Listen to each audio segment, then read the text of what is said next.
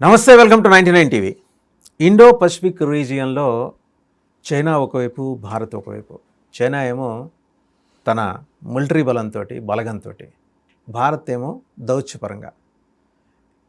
వాస్తవంగా చూస్తే మిలిటరీ పరంగా చైనాతో కంపీట్ చేసేంత శక్తి భారత్కి లేకపోవచ్చు, బట్ దౌత్యపరంగా మనకున్నన్ని అవకాశాలు చైనాకి లేవు. చైనా చుట్టుముట్టి 17 దేశాలతో వాళ్ళకి వైరం ఉంది. భారత్ ఏంటంటే కొత్త స్నేహితుల్ని తయారు చేసుకుంటూ వెళ్తుంది. చైనా ఏమో డెట్ ట్రాప్ తోటి దేశాలని కబ్జా చేసే ప్రయత్నం చేసుకుంటూ వెళ్తుంది. బట్ ఈరోజు ఇండో పసిఫిక్ రీజియన్ అనేది చాలా విశేష ప్రాధాన్యం సంతరించుకుంది. ఇక్కడ ఎవరిది పట్టుంటే ట్రేడ్ కానీ, తర్వాత ప్రపంచంలో రాబోయే కాలంలో జరుగుతాయి లేదా జరుగుతాయేమో అని అనుమానం ఉన్న యుద్ధాలు కానీ, వీటిల్లో వాళ్ళదే పైచేయి అవుతుంది. సో ఈ స్ట్రాటజీస్కి సంబంధించి చైనాకి నిర్దిష్టమైన లక్ష్యాలు ఉన్నాయి అండ్ చాలా షూడ్గా ఉంటుంది వాళ్ళ గేమ్. ఎక్కడా కూడా దొరకకుండా ఒంటికి ఆముదం రాసుకుని తిరిగే రకంగా ఉంటుంది వాళ్ళ గేమ్. బట్ గేమ్ చాలా బలమైన గేమ్. మనం ఎలా ఎదుర్కోబోతున్నాం అండ్ మన ఎత్తుగడలు ఏంటి, వీటి మీద సమగ్ర విశ్లేషణ చేయడానికి మనతో ఉన్నారు geo political affairs analyst Aditya Krishna. నమస్తే ఆదిత్య కృష్ణ గారు. నమస్తే. అంతే అంటారా? అంతే అండి, కరెక్ట్. సో చైనా ఎసెన్షియల్గా చూస్తూనే ఉన్నాం, ఎప్పటికి కూడా తెలిసిందే వాళ్ళది బాగా ఒక అగ్రెసివ్ పాస్చర్, ఒక మిలిటరీ స్ట్రాటజీతోనే ఎప్పుడు వెళ్తారు. దానికి అఫ్కోర్స్ ఇప్పుడు మనం మెచ్చుకోవాల్సింది ఏంటంటే భారత్ ఎప్పుడు కూడా ఒక నాన్ అలైన్ మూవ్మెంట్ అనేది ఇప్పుడు చిన్నగా మల్టీ అలైన్ మూవ్మెంట్లో డిప్లొమాటిక్గా చాలా ముందడుగులు వేస్తున్నాం. అండ్ మనం కూడా ఇప్పుడు డిస్కస్ చేస్తూనే ఉన్నాం దట్ ఇండో పెసిఫిక్ ఈ రీజన్ మొత్తం యూఎస్ చిన్నగా ఇరాన్ వార్ తర్వాత నుంచి కొంచెం విత్డ్రా అవుతున్నది. విత్డ్రా అయ్యేసరికి ఏమవుతుందంటే అట్లీస్ట్ ఓపెన్గా అయితే విత్డ్రా అవుతున్నది. అది చేసేది సైలెంట్గా చేస్తూనే ఉంటుంది, కూటనీతి అయితే జరుగుతూనే ఉంటుంది. సో దీనికి చైనా ఇంకా చిన్నగా మిలిటరీగా ఎక్స్పాన్షనిజంగా వెళ్తూనే ఉంది. At the same time Bharat diplomatic, ఇది మనం డెఫినెట్గా గమనించాలి. సో ఐ థింక్ ఇక్కడ మనం మాట్లాడాల్సిన ఒక కీ పాయింట్ కూడా ఏంటంటే చైనా రీసెంట్గానే ఒక సబ్మరీన్ లాంచ్డ్ బెలిస్టిక్ మిజైల్ టెస్టింగ్ చేసింది. ఆ టెస్టింగ్ కూడా ఏ రీజన్ అంటే సౌత్ ఈస్ట్ ఏషియా, అక్కడ ఉండే ఆ సౌత్ ఈస్ట్ చైనా సీ అంటారు. అక్కడ యాక్చువల్గా అరౌండ్ 1997 1998 బ్యాంకాక్ ట్రీటీ అంటారు. దాంట్లో ఏంటంటే ఆ రీజన్లో ఉన్న ఆసియాన్ కంట్రీస్ అని కలిసి ఏం చేశాయంటే ఇది న్యూక్లియర్ ఫ్రీ జోన్ అవ్వాలి అన్నట్టు చెప్పారు. అక్కడే చేసింది, అక్కడే ఆ టెస్ట్ చేసింది, రైట్. సో అది కూడా ఒక న్యూక్లియర్ పవర్డ్ సబ్మరీన్ నుండి బెలిస్టిక్ మిసైల్ టెస్టింగ్ చేసింది. అంటే ఎసెన్షియల్ అక్కడ ఇండికేషన్ అంటే రేపు అవసరమైతే మేము సబ్మరీన్ ద్వారా కూడా న్యూక్లియర్ వెపన్ లాంచ్ చేయగలము అనేటటువంటి ఇండికేషన్ ఒకటి ఇచ్చింది.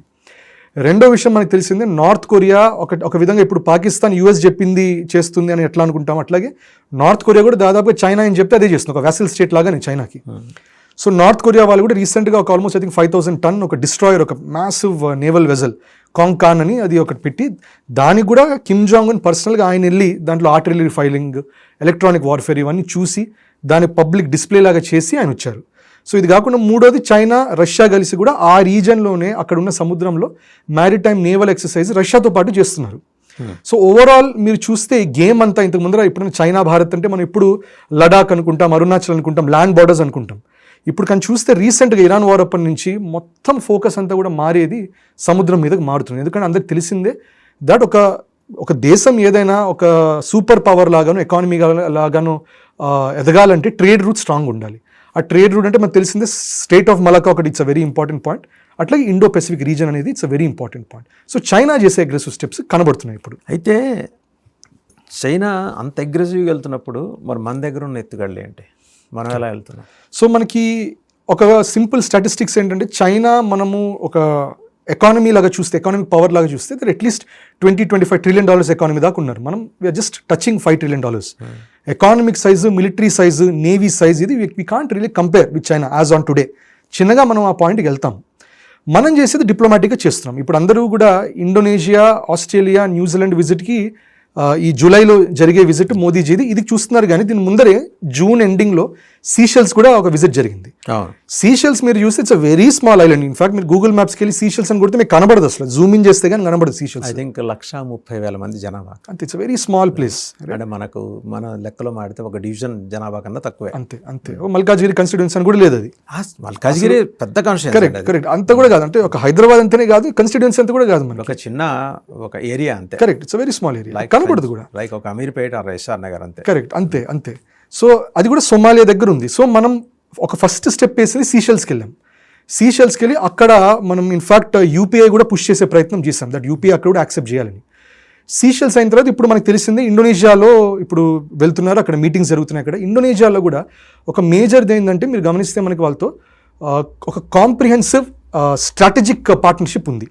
ఇప్పుడు మనకి బైలేటరల్ రిలేషన్షిప్స్ ఎట్లా ఉంటుందంటే రెండు దేశాల మధ్యలో బైలేటరల్ రిలేషన్షిప్స్ అంటే ఒక ఎత్తు, స్ట్రాటజిక్ పార్ట్నర్షిప్ అంటే ఒక ఎత్తు, కాంప్రిహెన్సివ్ స్ట్రాటజిక్ పార్ట్నర్షిప్ అనేది ఇంకో వేరే లెవెల్లో. అంటే it's not just economy, defence కూడా, తర్వాత పీపుల్ టు పీపుల్ కనెక్ట్ కూడా, సివిలైజేషన్ కూడా, ఇవన్నీ కూడా ఇండోనేషియాతో మనతో 2018 నుంచే ఉంది. ఐ థింక్ వాళ్ళ అఫీషియల్ ఎయిర్లైన్స్ గరుడ అనుకుంటా కదండి. కరెక్ట్. సో అక్కడ ఏంటంటే ఈవెన్ వాళ్ళు ముస్లిం ఇస్లామిక్ నేషన్ అయినా కూడా వాళ్ళు ఇంకా హిందూ సివిలైజేషన్ రూట్స్ని వదిలేదు, దాన్ని ధ్వంసం చేయలేదు, అది ప్రిజర్వ్ చేసుకుంటున్నారు. వాళ్ళ మీద ఆ విషయం మీద వాళ్ళు దాడులు చేయట్లేదు. వాళ్ళ సివిలైజేషన్ వేరు, వాళ్ళకి రిలీజన్ వేరు. మన దేశంలో మొత్తం కిచిడి అయిపోయింది, సివిలైజేషన్ రిలీజన్ అంతా మిక్స్ అయిపోయి ఇట్స్ అ మెస్. ఇప్పుడు ఇండోనేషియాలో ఇంకొక ఇంట్రెస్టింగ్ ఆస్పెక్ట్ ఏంటంటే అక్కడ Indonesia is the largest producer of nickel. ఇప్పుడు నికెల్ క్యాడ్మియం మనకు తెలిసిందే బ్యాటరీస్ తయారవుతాయి. సో ఇప్పుడు మనకు కూడా ఒకవైపు ఇథనాల్ E100 E80 ఇవన్నీ అదొక పుష్ జరుగుతుంటే, రెండో వైపు ఈవీ మీద కూడా బాగా పుష్ చేస్తున్నాం. ఈవీకి కావాల్సిన బ్యాటరీకి కావాల్సింది మనకి నికెల్ క్యాడ్మియం. ఆ నికెల్లో లార్జెస్ట్ అంటే 50% ప్రొడక్షన్ చేసేది ఇండోనేషియా. వాళ్ళతో నికెల్ మీద కూడా మనకి ఇప్పుడు అగ్రిమెంట్స్ జరుగుతున్నాయి. ఆల్మోస్ట్ మనం ఇంపోర్ట్ చేసే నికెల్ 80% మనం తీసుకునేది ఇండోనేషియా నుండి. సో అదొకటి జరుగుతున్నది. దాంతోపాటు వాళ్ళతో కూడా మనం డిఫెన్స్ అండ్ మ్యారిటైమ్ అని చెప్పాం. ఇన్ఫాక్ట్ మనము ఐ థింక్ December 2025లో మహాసాగర్ అని ఒక ఇనిషియేటివ్ స్టార్ట్ చేశాం. మహాసాగర్ అనేది మీరు చూస్తే అసలు పేరులోనే అదే ఉంది. దానికి ఓవరాల్ ఆ ఫుల్ ఫామ్లో కూడా security and growth across the reason అని వస్తుంది. సో మనం అక్కడ ఏం ఇండికేట్ చేస్తున్నాం? SAGAR, security and growth across the region. Yeah. Right. So mutual and holistic assured security and growth across the region. So security అనే మాట మళ్ళా వస్తుంది, విచ్ మీన్స్ భారత్ ఏం చేస్తుందంటే ఇండియన్ ఓషన్లోను పెసిఫిక్లోను ఎవరికైనా సెక్యూరిటీ ఇష్యూస్ వస్తే we should be the first responders. మీకు సోమాలి, ఇప్పుడు మనకి సీషెల్స్ దగ్గర సోమాలియా ఉంటుంది, లేకపోతే ఒమాన్ దగ్గర మీకు యెమెన్ ఏరియా వస్తుంది, పైరసీ ఉంటుంది బాగా. సో భారత్ ఏం పొజిషన్ చేస్తుంది, మీకు ఎవరైనా పైరసీ జరిగినా ఎటువంటి ఇష్యూస్ వచ్చినా మాకు చెప్పండి, we'll see how much we can help. Disaster జరిగిందా, సునామీ జరిగిందా, we'll be the first responders. So initial goodwill gesture లాగా మనం ఇట్లా చేస్తూ ఉన్నాం అక్కడ. సో ఇండోనేషియా తర్వాత నెక్స్ట్ ఆస్ట్రేలియా కూడా వెళ్తున్నాం. ఆస్ట్రేలియాది ఇంపార్టెంట్ అంటే ఆ స్ట్రాటజిక్ ఒప్పందాలు అవన్నీ పక్కన పెడితే మన ప్రధానమంత్రికి అక్కడ థ్రెట్ ఉన్నట్టు రాక్ ఇన్ఫర్మేషన్ ఉంది. కరెక్ట్. అంటే రాక్ అంటే కూడా వాళ్ళ లోకల్ ఇంటెలిజెన్స్ వాళ్ళు గమనించారు ఒక మెసేజ్ ఒకటి అక్కడి నుంచే మన రాక్ ఇన్పుట్స్ ఉన్నాయి. Correct. So Melbourne Modi meets Melbourne అనే ఆ ప్రోగ్రామ్కి వెళ్ళే ముందర ఒక మెసేజ్ ఏదో అబూ ముస్తఫా అనే అతని హ్యాండిల్ నుంచి వచ్చింది. ఏమని వచ్చిందంటే, మోదీజీ వస్తున్నారు, స్టేడియంలో మీటింగ్ పెడుతున్నారు, బెటర్ ఆ స్టేడియం పైన మూత కవర్ చేసి ఉంచండి, తెరిచుంటే మాత్రం ఇది ఆఖరి రోజు అవుతుంది మోదీకి అని ఒక థ్రెట్ వచ్చింది. ఇన్ఫాక్ట్ ఇటువంటి థ్రెట్ అప్పట్లో 2024లో యూక్రెయిన్లో కూడా ఒక క్రెడిబుల్ థ్రెట్ ఏమని వచ్చిందంటే, ఒక స్నైపర్ బేస్డ్ అటాక్ అని టార్గెట్ చేయొచ్చు అని చెప్పి, అందుకనే అక్కడ ఒక గాంధీజీ స్టాచ్యూ దగ్గరికి వెళ్ళినప్పుడు కూడా మొత్తం SPG వాళ్ళు ప్రొటెక్ట్ చేసి బుల్లెట్ ప్రూఫ్ షీల్డ్స్ లాగా పెట్టి మరి ప్రొటెక్ట్ చేశారు. సో అటువంటి threat that sniper based attacks కూడా. అండ్ ఇన్ఫాక్ట్ యూక్రెయిన్లో జరిగినప్పుడు అదే టైంలో డొనాల్డ్ ట్రంప్ మీద కూడా ఒక స్నైపర్ బేస్డ్ అటాక్ అంటారు, కొంతమంది కన్స్పిరసీ అంటారు, కొంతమంది నిజంగా అది థ్రెట్ అంటారు. కానీ సో ఇట్లాంటి థ్రెట్స్ అనేవి మోదీజీకి వస్తూనే ఉన్నాయి. బట్ ఆస్ట్రేలియా కూడా మీరు చూస్తే అక్కడ మాట్లాడేటటువంటిది కూడా మేజర్గా సెక్యూరిటీ మీద. ఇంకోటి మనం నికెల్ ఇండోనేషియా అన్నప్పుడు ఆస్ట్రేలియా నుంచి లిథియం మాట్లాడుతుంది, ఎందుకంటే సౌత్ అమెరికా కూడా రేరెస్ కదా, రెండు by and large critical earth materials. ఒక రకంగా ఏంటంటే రేరెస్ అంశంలో చైనా మొనోపలిని, చైనా సుప్రీమసీని బ్రేక్ చేయడానికి భారతదేశం ఈ మహాసాగర్ ప్రక్రియలో భాగంగా ఈ రెండు దేశాలతో ఒప్పందాలు చేసుకోబోతున్నారు అనుకోవచ్చు. Correct. And in fact US and west అది కోరుతున్నది, ఎందుకంటే ఇన్నాళ్ళు యూఎస్ వెస్ట్ ఏం చేసింది, చైనాకి వాళ్ళు బూస్ట్ చేశారు. చైనాకి ఏం చెప్పారు, మీరు మినరల్స్ తీసుకుని టెక్నాలజీ మేము ఇస్తాం, మీరు డెవలప్ చేయండి అన్నారు. ఇప్పుడు వాళ్ళు ఏమనుకుంటున్నారు, చైనా కొంచెం బాగా ఫాస్ట్గా ఎదిగిపోయింది, it's becoming a threat. So ఇప్పుడు భారత్కి ఏమంటారు, మేము మీకు టెక్నాలజీ ఇస్తాం, we will support you, we will help you in all forms, మీరు ముందడిగండి అంటున్నారు. And we're taking the opportunity. So అట్లాగే మనం ఆస్ట్రేలియా నుంచి కూడా లిథియం వస్తుంది, లిథియం కూడా మనకి అట్లాగే బ్యాటరీ రిలేటెడ్ హెల్ప్ అవుతుంది. అట్లాగే యురేనియం ఇంపోర్ట్స్ చాలా ఉంటుంది మనకి కజాకిస్తాన్, కెనడా తర్వాత ఆస్ట్రేలియా నుంచి కూడా యురేనియం ఇంపోర్ట్ చేస్తున్నాం. సో ఒకవైపు మీరు చూస్తే ఇండోనేషియా దగ్గర, ఆస్ట్రేలియా దగ్గర ఎనర్జీ సెక్యూరిటీతో పాటు మనం డిఫెన్స్ కోఆపరేషన్ కూడా చూస్తున్నాం. ఇండోనేషియాలో నికెల్, ఆస్ట్రేలియాలో లిథియం అండ్ యురేనియం. ముఖ్యంగా ఈసారి మాట్లాడేది ఎక్కువ లిథియం గురించి ఎక్కువ మాట్లాడుతాం. సో మూడో కంట్రీ కూడా ఉంది, అండ్ న్యూజిలాండ్తో వచ్చేసరికి ఏంటంటే వాళ్ళతో మనకి ఫ్రీ ట్రేడ్ అగ్రిమెంట్ ఉంది. In fact free trade agreement evolve అయితే అప్పుడు ఈ సెపా అంటారు కదా, కాంప్రిహెన్సివ్ ఎకానమిక్ పార్ట్నర్షిప్ అగ్రిమెంట్, అది ఫ్రీ ట్రేడ్ అగ్రిమెంట్ ని మించి వచ్చినప్పుడు. ప్రస్తుతానికి మనం సెపా దాకా వెళ్ళలేదు న్యూజిలాండ్తో, మనకి అది UAEతో ఉంది, సౌత్ కొరియాతో ఉంది, జపాన్తో ఉంది, కానీ ఇంకా అది న్యూజిలాండ్తో లేదు. బట్ మేబీ ఈసారి చిన్నగా టైస్ అటువైపు తీసుకెళ్తారు. ఫ్రీ ట్రేడ్ అగ్రిమెంట్తో చాలా మటుకు ఇంపోర్ట్ డ్యూటీస్ ఉంటాయి, మనం పంపించే ఫార్మా ప్రొడ్యూస్ టెక్స్టైల్స్ మీద. న్యూజిలాండ్ వాళ్ళు పెట్టే టారిఫ్స్ వల్ల కొంచెం మన కంపీటింగ్గా ఉంటుంది మనకి. సో టారిఫ్స్ అని రిడక్షన్స్ జరుగుతాయి. సో ఇదిను వాళ్ళతో కూడా మళ్ళీ మనము maritime based security, naval security అని మాట్లాడుతున్నాం. సో ఎసెన్షియల్గా చైనా మనల్ని ఎట్లా బెల్ట్ రోడ్ ఇనిషియేటివ్ ద్వారా, పాకిస్తాన్ ద్వారా మనల్ని ఒకవైపు చుట్టుముట్టాలని స్ట్రింగ్ ఆఫ్ పర్ల్స్ ద్వారా చేస్తున్నదో మనం ఏం చేస్తున్నాం, సముద్రం ద్వారా మనం ఇట్లాగే మనం చైనా చుట్టూ కూడా చేస్తున్నాం. మొన్ననే జపాన్లో టకైచి వాళ్ళ ప్రైమ్ మినిస్టర్ ఆమెతో కూడా మాట్లాడాం. వచ్చారు ఆవిడ మన నార్త్ ఈస్టర్న్ పార్ట్లో వాళ్ళ ఇన్వెస్ట్మెంట్స్ కూడా correct they are proposing. Correct. So ఇక్కడ కూడా రిలేషన్షిప్ ఏంటి, ఇప్పుడు ఈసారి మేము గమనిస్తే రీసెంట్గా జరిగిన మోదీజీ విజిట్స్ ఏది చూసినా కూడా ఇంతకు ముందు ఎప్పుడు ట్రేడ్ అండ్ ఎకానమీ అంటే మాట్లాడారు. ఇప్పుడు ఇరాన్ వార్ తర్వాత నుంచి ఎక్కువ సెక్యూరిటీ అని అంటున్నారు. సెక్యూరిటీ అని ఇన్ఫాక్ట్ యూఏతో కూడా we have a security partnership, defence agreement. ఎందుకంటే ఒకటి ఇరాన్ వార్ అప్పుడు యూఎస్ మీద చాలా మటుకు నమ్మకం పోయింది. దట్ యూఎస్ వాళ్ళు ఇచ్చిన సిస్టమ్స్ని ఇరాన్ బ్రేక్ చేస్తున్నది, యూఎస్ వాళ్ళ డేటా సెంటర్స్ మీద ఇరాన్ దాడి చేస్తున్నది. సో ఒక విధంగా అది సస్టైనబుల్ మోడల్ అవ్వట్లా. ఇంకోటి యూఎస్ వాళ్ళు కూడా చాలా చోట్ల బ్యాక్ ట్రాక్ అవ్వాల్సి వచ్చింది. ఈవెన్ ఇజ్రాయెల్ వెపన్స్ కూడా అవి కూడా అంత సమర్థవంతంగా పనిచేయట్లేదు. అంటే అది చేసే ఎఫెక్ట్ చేస్తుంది కానీ but Russian and Chinese intelligence వల్ల చాలా మటుకు థ్వాట్ చేయగలిగారు. ఎందుకంటే ఇప్పుడు it's not purely Iran front footing లో ఉన్నా కూడా బ్యాక్ ఫుటింగ్ లో వాళ్ళే ఇంటెలిజెన్స్ ఇచ్చారు. ఇన్ఫాక్ట్ మీరు అక్కడ చూస్తే బూర్జ్ ఖలీఫా మీద కూడా డ్రోన్ బేస్డ్ అటాక్ స్పెసిఫికల్ గా ఒక ఫ్లోర్కి వెళ్ళి కొట్టింది. అది బిల్డింగ్ మొత్తాన్ని టార్గెట్ చేయాలి, ఒకే ఫ్లోర్ ని టార్గెట్ చేసింది. ఆ ఫ్లోర్ ఎందుకు టార్గెట్ చేస్తుందంటే అక్కడ స్పెసిఫికల్ గా యూఎస్ ఆర్మీ వాళ్ళు కొంతమంది ఉన్నారని చైనా వాళ్ళు, రష్యా వాళ్ళు ఇరాన్కి ఇంటెలిజెన్స్ ఇచ్చారట. సో దానివల్ల అదే ఫ్లోర్, అదే స్పెసిఫికల్ బిల్డింగ్స్, స్పెసిఫికల్ టార్గెట్స్ కొడుతుంది.